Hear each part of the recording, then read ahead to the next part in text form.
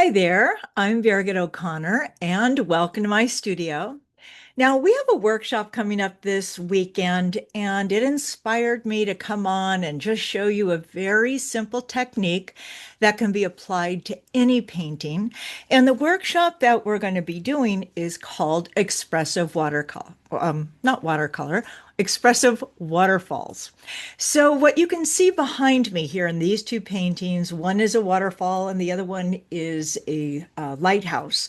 That will be coming up later in June. And basically, what we're doing is using a very simple technique, and that simple technique can be a little uncomfortable for a lot of people because they want to usually paint all the details and you get trapped in the actual reference photo or the object that you see. A lot of times you're overwhelmed with too much.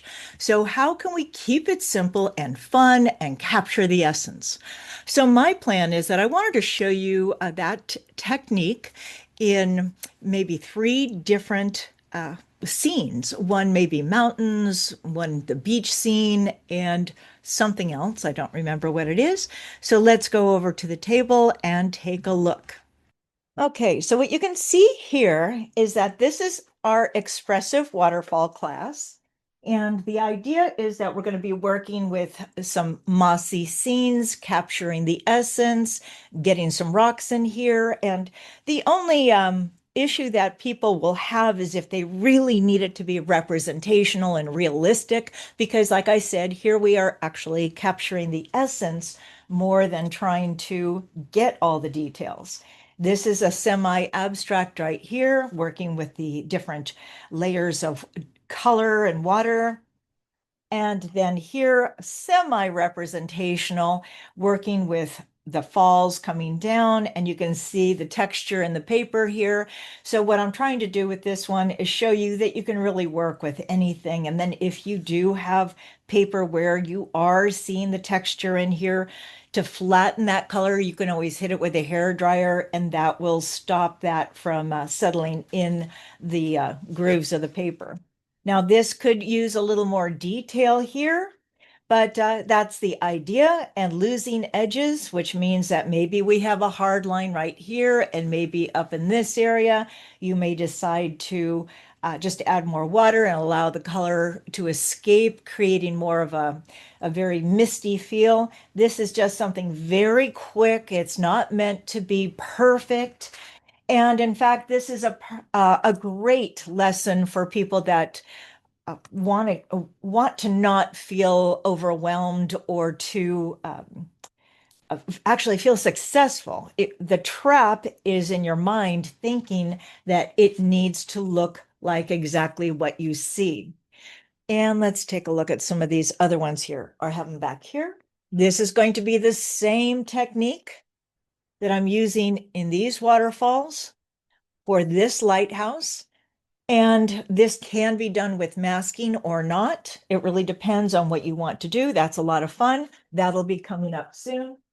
And then using the technique that I'm going to show you today, this is really capturing the idea, using the paint right up here, losing the edges, allowing the background to bleed down into this spot, and not having to cover every white area, allowing some of the paper to show through. That creates a lot of fun. And then in here, this was actually one of my first plein air paintings. And what I really liked about this is that being able to use this technique and going on site and just you can try to paint, like I said, everything that you see, or allow the paint and the water to do the work for you. Same thing here. This is more semi-abstracted, and to get these kind of effects right down here, it really depends with how you hold your paper. And these are just smaller versions of the same thing. And you can see like something like this. You can even capture a barn back there just with a hint of color, or trees just by the amount of pigment that you put down on the paper. This is more of a gray scene with a little more controlled, foggy day. And this is a wonderful little beach scene, all with the same techniques. You can see I have mountains, I have a desert scene, and I have a little beach scene down here. Now, when I look at these, I could come back in and I could develop this more. That would be a lot of fun to do. But for the purpose of this lesson, I'm just going to try to keep it as simple as possible. And I'm using a piece of 140-pound cold pressed paper. And I'm going to make 3 rectangles. Now, you could put tape on the side if you really wanted to be controlled and clean, you can do that. Or let's just make 3 little rectangles, just approximate where you want them. It doesn't have to be perfect, just something like that. The top one's going to be my snow scene. Here's my pencil. I could draw it in. I could, but I want to not do too much to this. So I'm going to go ahead and add maybe a couple little mountains up here, just kind of like a wiggle. I'm intentionally having a very light touch to this, so that way I know you can't see it. It helps me have a better idea of where I want my sky and where I want the top of my mountain. And then down here, this will be the bottom of my area here that I'm going to be painting in. So I'm going to move this over, and then I'm going to take a piece of scrap paper like this. This is 300-pound cold pressed paper. I'm just going to tear a piece off like that. In fact, I really like to collect my old pieces. I think they're a lot of fun. Of course, you could always do something where you have a very defined edge like that. That would be wonderful if you want some really straight lines. But here, I really like the irregularity of this. So for this one, I'm going to grab my brushes. I have a number 14 and a 20 blend brush, just so I have them available. That's going to help me make my little puddle of color. So I'm going to go ahead and get my sky in. I can use a brush, or I could even use my little piece of paper. Put this over to the side here so we can see it. I'm going to start with my sky. Get some water right in my palette. You can see my palette is not pristine, and this is what I work with all the time. So I'm going to take a little bit of my cobalt blue, put that in here, just like that. And I'm thinking about how much water do I want in here? Do I want it to be really watery and transparent, or do I want more color so I have a bluer sky? It doesn't really matter. It's going to be a personal preference. I'm going to get a little more in here. And I'm thinking I might use my brush to get the sky in. And I'm thinking about the size of the area that I'm working on. Do I want to use the 14 or do I need the 20? How much space do I want to cover? I'm going to use the 14. I'm getting the water in here, and I'm also thinking about the angle of my brush. Do I want it to be like this? Do I want more of a line, or do I want more of a, do I want to take advantage of the edges for the clouds? I'll go wet on dry. That means a wet brush on dry paper right here. And I'm going to think about my clouds. So basically, I'm going to lightly touch and then press a little harder. And now I have some clouds. Very simple. And if I want to, I could always lose an edge just by getting a little bit of water in here and maybe touching things. That's if it's important to me.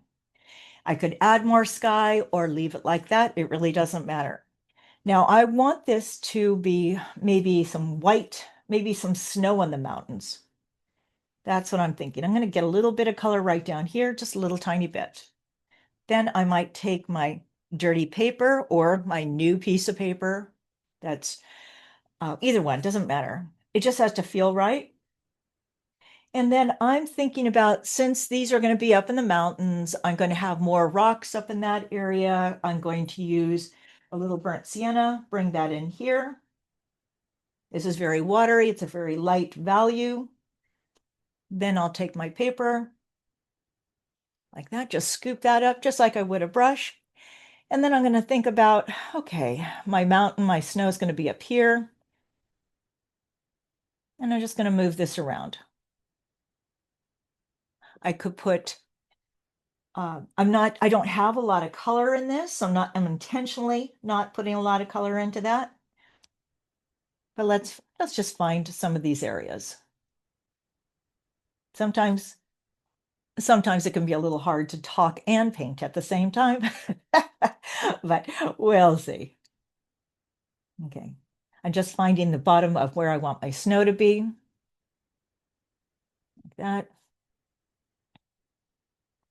And then I'm thinking, do I want to go ahead and use this to get my foreground in or not? But for this type of painting, we really don't want to overthink it. Okay, I'm just going to go like that, something very simple like this. And then what I could take is my number 20, remove the extra water, and I think I might even touch a few of these edges. Means I'm dissolving some of them. Just a few of them. I have a lot of pink in this thing, which I didn't. I used this on a different project. So there we go. Now I could use this as a foundation. I like how I have my blue sky here. We have our blue sky up here. And I could come back in with more detail. I could add more trees in here. There's a lot of things I can do, but this is the idea. And then using that same idea of mountains, I'm going to come down into this area and then maybe make a desert scene. I think I might expand this a little bit more right there. So using my number 14 blend brush, I'm going to clean that off, get more blue. Okay, just like that. And if you're doing this at home, you might want to measure this out so you have it just spaced out better than what I have here, but this is the idea. Okay, I'm going to go ahead and get this in here, and I might even change the type of clouds that I'm doing. I think maybe I'll want to have these a bit more slanted, something like that. Now, that's going to look terrible. So what I need to do is dissolve some edges. I'll come in with my number 20, remove the extra water, and you can see rinse bucket, removing some of the water, and then I'll soften an edge here and there. Okay. All right, and then this area is dry, and I'm thinking, do I want it to be dry? What do I want to do with it? That's fine that I dissolved that edge. Now I'm going to come down into the desert. I'm going to use the same colors here. I have a cobalt blue and a burnt sienna, just like that, and turn it more into the desert color.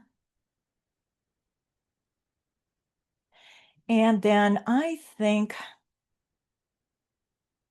I was debating, do I want to use a brush or do I want to use my scrap piece of paper? Let's go ahead and use that.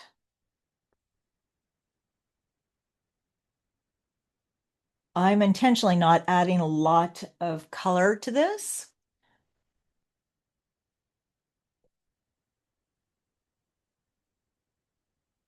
Just like that. And now I think that's all right. Then I'm going to use my number 20 and then I'm going to soften, not really soften, just touch a few of these edges here and there. Now, if you're absolutely brand new to watercolor, this might not make any sense to you. And you might think, well, that really looks like nothing. And you are right, because it really doesn't look like anything until you develop it more, until you work with your values. But what I'm looking at here is I'm looking at, we can see this has a bit more water, or it's a little damp right up here. It has a very dull sheen. This has a light sheen right here. You can see it glisten a little bit. This is very dull. So that means I could come back in this area and add more definition. And I could actually come in and add more color into the desert there. What's nice is that it's creating a few little blooms over here, right through there, and that can give a really nice effect. So I'm going to go ahead and just maybe add a little bit of, I'm still adding the burnt sienna. I'm just leaning it more towards the burnt sienna instead of it being more of this blue-gray color. And I also am finding that I am starting to fiddle and I don't want to fiddle with this. So I want to get my clouds, or not my clouds, my hills back here. Do the same thing. I'm using the same colors. I just want it to be a little thicker, a darker value. And a lot of people like to think about butter, tea, coffee, and all of that stuff. I think you can get really confused with that, so I don't really think about that as much. So I'm going to go ahead and if you don't know what I'm talking about, is when you think about this little puddle, is that buttery? Is that coffee-like? Is it tea? I don't pay any attention to this. I'm just thinking about, is it going to move for me? Okay, now I'm going to go ahead and use the same idea up here, but I'm going to go a little darker because I want this to be my mountain. I don't want this to be snow-capped.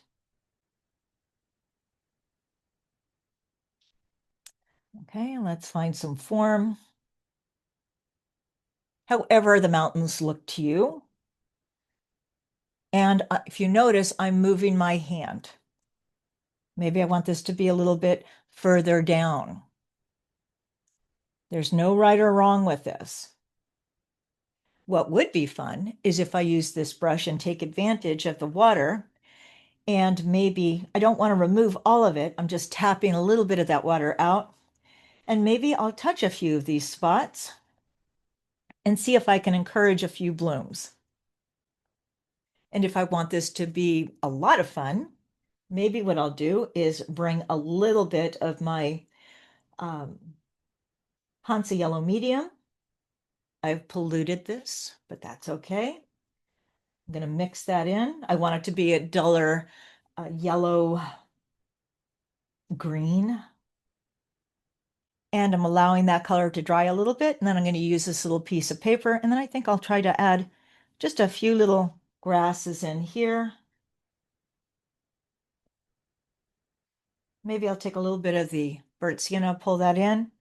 I don't want that to overpower anything, so that's why I stopped. And maybe touch a few little spots like this.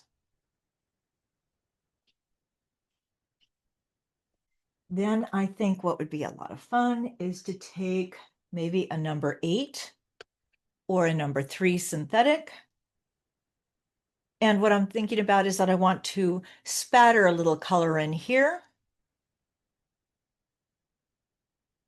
Let's break that up a little bit. I think the number 8 would be better. I could even do this. I know that some is going up into the sky. I'm not too worried about that because I can always lift it out.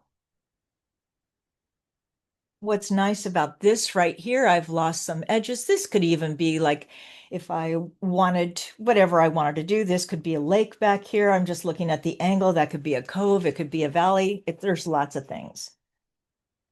And again, this is all a very light value. And I could develop this more. I don't like this spot over here, so I'm going to just lift that out a little bit. So a lot of times people will overdo it at this stage. So think about a foundation. I could add more, maybe trees up here. I could go darker with my sky, but this is a great foundation. This is a wonderful little desert scene right here. And what if I decide to go more into a beach scene right down here? I think I want the sky to be a little bit different. So I'm going to take my 30. I'm going to get water right in here. And then I'm going to take my number 14 blend brush, using my cobalt blue. And I'd like this to be a little darker along the top. And I want that to dissolve down into a lighter value. So I'm going to go ahead and lift my paper up just like that. But I don't want it to stay like a band. And I'm thinking, do I want more color in there? I could. It really depends what I'm trying to do. This has a lot of water down here. Let's look at that. Right there. I'm going to take my number 30 and I'm actually going to press a little harder and I'm rotating my brush like this to remove some of the extra water. Okay. I want that to dry a little bit, but I'm not going to wait for it to dry. So I'm going to go ahead and take my little piece of paper again. I think I'm going to start down on the bottom and work my way up. So that gives that a moment to dry. And I think I want my beach grass or my beaches. I'll go for my beaches. And I'm thinking, do I want to stay with that green color or can I mix it all together to create something more neutral? Well, let's try. Okay, I'd like the beach to be a little smoother, but we'll see. Okay, I think that's a good color for the beach. Just like that. And I think I'll take my number 14 going back into this color. That could be some sand or things like that. It could be anything. Now, by using the brush, you can see that it's going to hold more water, removing some of the extra water. So basically what I'm trying to do is I'm thinking about how much water do I want on the surface? Okay, getting a little too fussy there.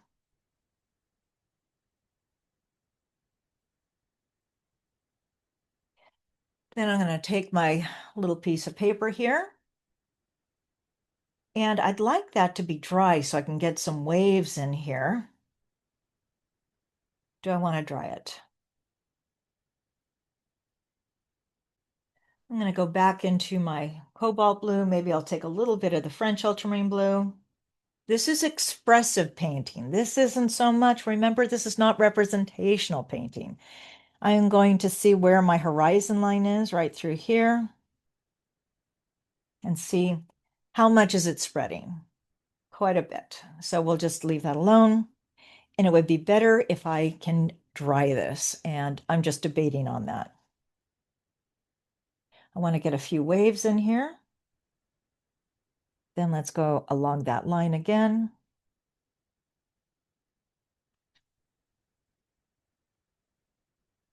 Let's see if I like that. That horizon can work. I could also bring that horizon up a little bit more.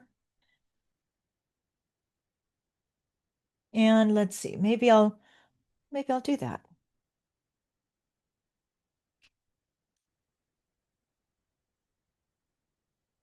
We'll have a horizon about there. And if I want this to be precise, I could wait for it to dry. I could always put tape there and then put this in.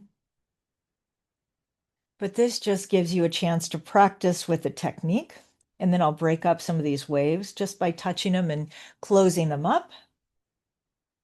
I like what's happening in this area. I'm going to treat my wave just like I would. All of these are all the same. Remember, it's all the same technique, just different types of scenes. I'd like a little more water in here. Let's see. Let's just see what happens. I do like this. This could give the impression of something rolling over. That's kind of nice. Maybe I'll take the 14 and get a bit more water on here.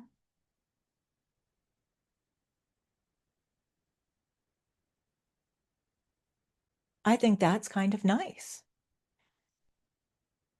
Okay, I could always introduce other colors into that. That gives me the impression of the white water, the rumbling down here. Any area that I think I might have more pigment, I can go ahead and just lift out a little bit of that. I like this down here, but I think that's too flat. Then I think I'll take my number 3 or the 8. Let's go ahead and break that up right through there.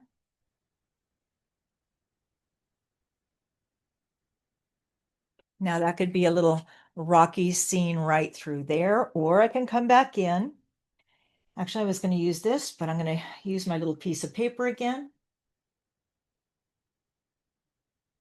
And I think I want to create some irregularity to the beach here. Let's make it more interesting.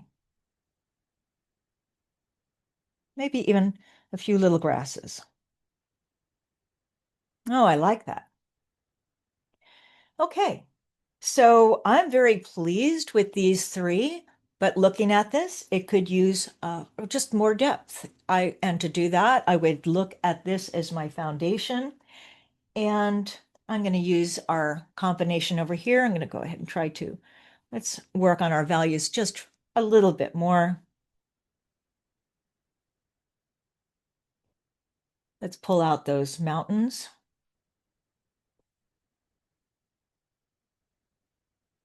Or maybe I want some trees. And if I want trees, I'm going to use my little scrap piece of paper and touch the bottom through there.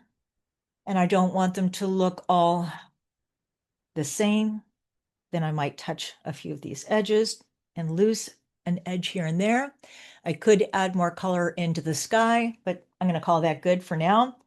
In this area, maybe I want to, it's all very similar in value. I do like this. I'm going to take advantage of what's happening here, and I'm going to use that like a mist.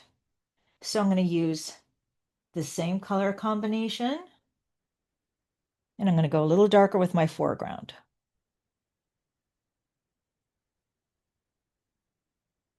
This is very spontaneous painting. If I wanted to be more exact, I would take more time with it. And I like this the way it is, so I think I'm going to leave that alone. Now, I think that's a lot of fun, and I do hope that helps and give you a better idea how you can create some really fun techniques and keep it very simple. So until next time, have fun and happy painting. And if you're interested in more of these little lessons, don't forget to subscribe. Okay, take care, have fun, and happy painting.